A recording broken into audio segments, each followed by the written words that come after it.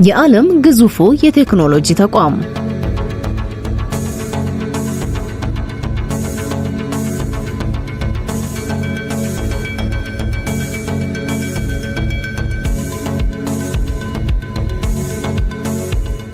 ከአነስተኛ የሩዝ መሸጫ መደብር ተነስቶ ኤሌክትሮኒክስን በኋላም የዓለማችን ግዙፍ ህንጻዎችንና መርከቦችን እስከ መገንባት ብሎም የአርቲፊሻል ኢንተለጀንስ ቴክኖሎጂን ጥንቅቅ አድርጎ እስከ መጠቀም የደረሰ ኩባንያ ማን ነው ቢባል በቅድሚያ ወደ አእምሯችን የሚመጣ ግዙፍ የቴክኖሎጂ ተቋም አለ።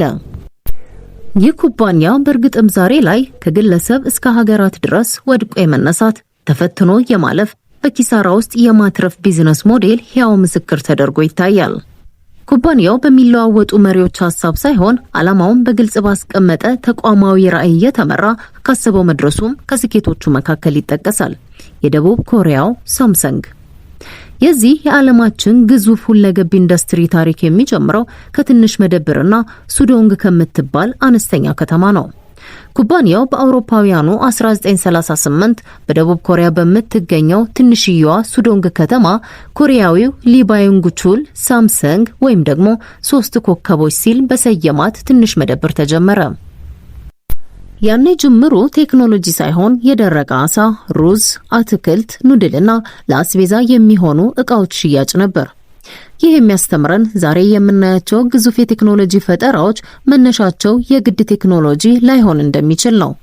ሳምሰንግ ራሱን የመቀየር ብቃት ስላለው ነው ከኑድል ሻጭነት ወደ ዓለም የቺፕሴት አምራችነት የተሸጋገረው። በወቅቱ ይህ በመደብር የተጀመረ ንግድ አድጎ እንደ ወረቀት የሚታጠፉ ቴሌቪዥኖችንና ስልኮችን ከፍ ሲልም ውቅያኖስን የሚሻገሩ ግዙፍ መርከቦችን እየሰራ ለሀገሩ ኢኮኖሚ የጀርባ አጥንት የሚሆን ግዙፍ ኩባንያ ይሆናል ብሎ ማንም አላሰበም። ሆኖም በዚህ መልኩ የተጀመረው የስኬት ግስጋሴ ከቀን ወደ ቀን እየሰፋ በ1960ዎቹ መጨረሻ ሳምሰንግ የኤሌክትሮኒክስ ምርቱን ዓለም ተቀላቀለ።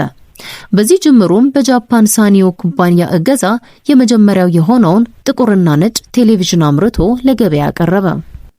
በዚህ መልኩ የተጀመረው የሳምሰንግ ቴሌቪዥን ቴክኖሎጂ አድጎ ዛሬ ላይ የዓለማችንን የቴሌቪዥን ገበያ 28% መቆጣጠር ችሏል። ላለፉት በርካታ ዓመታትም በዓለም ግንባር ቀደም የቴሌቪዥን አምራች ኩባንያ ሆኖ ቀጥሏል።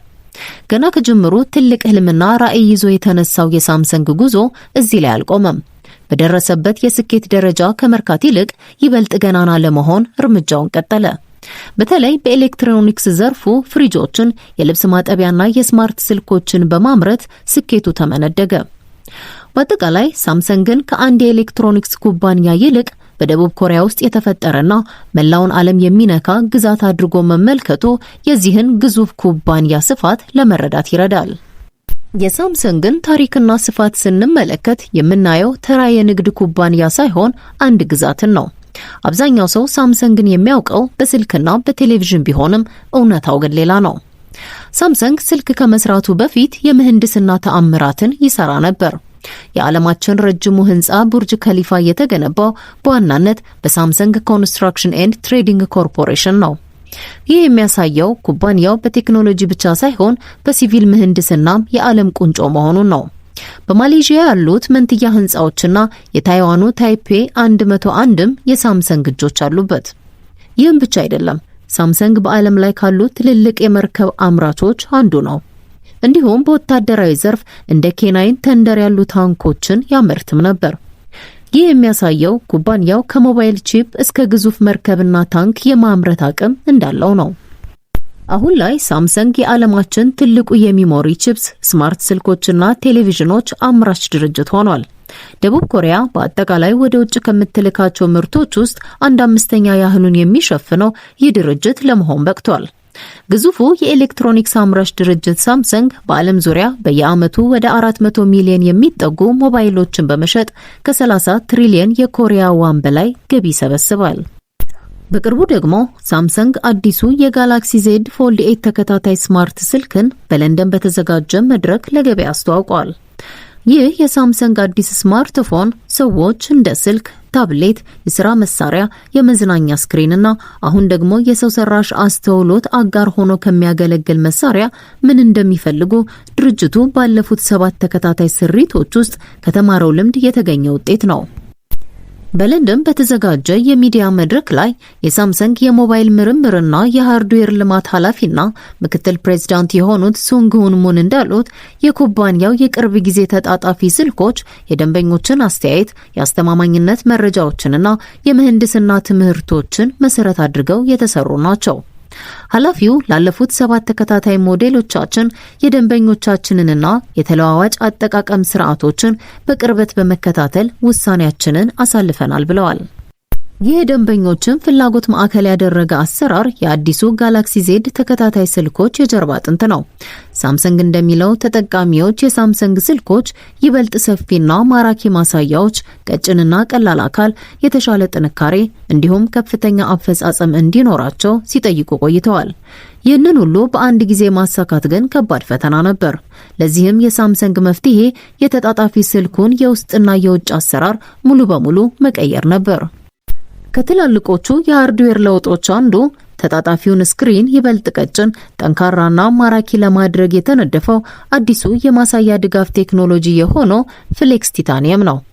ኃላፊው ሱንግ ሁን ሙን ቲታኒየም ለቅርብ ጊዜው ስሪት ዋነኛ ግብዓት የሆነው ሳምሰንግ በተጣጣፊ ማሳያዎች ዙሪያ የነበሩትን የረጅም ጊዜ ተግዳሮቶች ሊፈታ ይችላል ብሎ ስላመነ መሆኑን አስረድተዋል። በተጣጣፊ ስልኮች የእድገት ደረጃዎች ውስጥ ስናልፍ ቁጥር ስፍር የሌላቸውን ግብዓቶች ተጠቅመናል። በዚህኛው ስሪት ግን ቲታኒየም የተጣጣፊ ስልክ ቴክኖሎጂን ወደ ላቀ ደረጃ ላይ ያሸጋግረው የሚችል ጥራት እንዳለው አምነናል ብለዋል። በእርግጥ በየቀኑ ለሚታጠፍ መሳሪያ ቲታኒየም ተመራጭነት ያለው ግብዓት ላይ መስል ይችላል። ኃላፊውም ቲታኒየምን ለተጣጣፊ ስልክ ምቹ ወደሆነ መዋቅር መቀየር ለሳምሰንግ መሐንዲሶች እጅግ በጣም ፈታኝ ከነበሩት ጉዳዮች አንዱ እንደነበር አምነዋል። ይህ ፍሌክስ ቲታኒየም ቴክኖሎጂ 2 በቲታኒየም ላይ የተመሰረቱ አካላትን ይጠቀማል። እነሱም ከማሳያው ስር የሚገኝ የተጣራ የቲታኒየም ንጣፍና እጅግ በጣም ቀጭን የሆነ የቲታኒየም አሎይ ፊልም ናቸው። ይህ ፊልም የሰው ልጅ ጸጉር ውፍረት 1/3 በሚያህል እጅግ በጣም ስስ በሆነው ውፍረት የተሰራ ነው። ይህም የማሳያውን መዋቅር ለማጠናከር፣ የማጠፊያ መስመሩን እምብዛም እንዳይታይ ለማድረግና የእይታ ጥራትን ለማሻሻል እንደሚረዳ ሳምሰንግ ገልጿል። ይህ አስደናቂ የምህንድስና ጥበብ በሌሎች የስልኩ ክፍሎችም ላይ አዎንታዊ ተጽዕኖ አሳድሯል። የማሳያው ሞጁል ውፍረት በ10 በመቶ በመቀነስ ሳምሰንግ ለባትሪ፣ ለሙቀት መቆጣጠሪያ ስርዓትና ለካሜራ የሚሆን ተጨማሪ የውስጥ ክፍተት መፍጠር ችሏል። አዲሱ ጋላክሲ ዜድ ፎልድ 8 አልትራ ይበልጥ ቀጭን በሆነው አካል ውስጥ በሰዓት 5000 ሚሊ አምፒር አቅም ያለው ባትሪ የያዘ ሲሆን ይህም በ45 ዋት ፈጣን ቻርጅ በ30 ደቂቃ ውስጥ ብቻ እስከ 67 በመቶ መሙላት ያስችላል። ኃላፊው እንዳብራሩት ይህ መሻሻል የባትሪን ግብዓት በመቀየር ብቻ የመጣ ሳይሆን በአጠቃላይ የባትሪ ስርዓቱና አወቃቀሩ ላይ የተደረገ ሁለንተናዊ ማሻሻያ ነው። በተጨማሪም አዲሶቹ የጋላክሲ ዜድ ተከታታይ ስልኮች ከመውደቅ፣ ደጋግሞ ከመታጠፍ፣ ከጫና፣ ከእርጥበት፣ ከቆሻሻና ከሌሎች የዕለት ተዕለት አደጋዎች አንጻር ከ100 በላይ የአስተማማኝነት ማረጋገጫ ፈተናዎችን ማለፋቸው ተገልጿል። እነዚህ ተጣጣፊ ስልኮች አሁን ላይ ለሙከራ የሚቀርቡ ሳይሆኑ በተለይም የሰው ሰራሽ አስተውሎት ከሞባይል አጠቃቀም ጋር ይበልጥ እየተዋሃደ በመምጣቱ የዕለት ተዕለት የህይወት አጋርና ቀዳሚ ስልኮች እንዲሆኑ ታስበው የተሰሩ ናቸው። ሱንግ ሁን ሙን በማጠቃለያቸው ይህ ስኬት የተጣጣፊ ስልክ ቴክኖሎጂን ወደ አዲስ ምዕራፍ እንደሚያሸጋግረው እናምናለን ብለዋል። እንግዲህ ሳምሰንግ በየጊዜው አዳዲስ የቴክኖሎጂ ፈጠራዎችን ለደንበኞቹ እያስተዋወቀ ጉዞውን ቀጥሏል። በመጨረሻም 1-2 ነጥቦችን አንስተን እናጠቃል። ሳምሰንግ ለደቡብ ኮሪያ ኩባንያ ብቻ አይደለም፣ የሀገሪቱ ኢኮኖሚ የጀርባ አጥንት ነው። ሳምሰንግ ግሩፕ ዋና መቀመጫውን በደቡብ ኮሪያ ሲኦል ያደረገ ሲሆን በ74 ሀገሮች ውስጥ ቅርንጫፎችን በመክፈት ከ300,000 በላይ ለሚሆኑ ዜጎች የሥራ ዕድልን መፍጠር ችሏል። የሰራተኞች ቁጥር ማደጉ ምክንያትም ኩባንያው መሰረቱን በሶፍትዌር ስሪት ላይ ብቻ አለመገንባቱ ነው። የ80 ኩባንያዎች ስብስብ የሆነው ተቋሙ መርከብ ይገነባል፣ ህንጻ ይሰራል፣ ሆስፒታል ያስተዳድራል፣ መድህን ይሸጣል። በመሆኑም የሰው ኃይል ፍላጎቱ ከፍተኛ ነው። ሳምሰንግ በኮሪያ ሆቴልና መዝናኛ፣ ሕክምና፣ ፋሽንና ሌሎች ዘርፎችም ላይ ተሰማርቶ ይገኛል። ይህ ሲባል ግን ሳምሰንግ ምንም አይነት ፈተና ገጥሞት አያውቅም ማለት አይደለም። ኩባንያው በዚህ የረጅም ዓመት ጉዞ የተለያዩ ፈተናዎች ሲያጋጥሙት ታይቷል።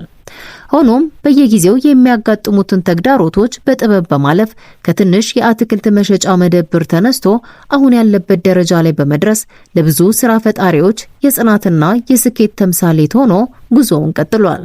ሰላም።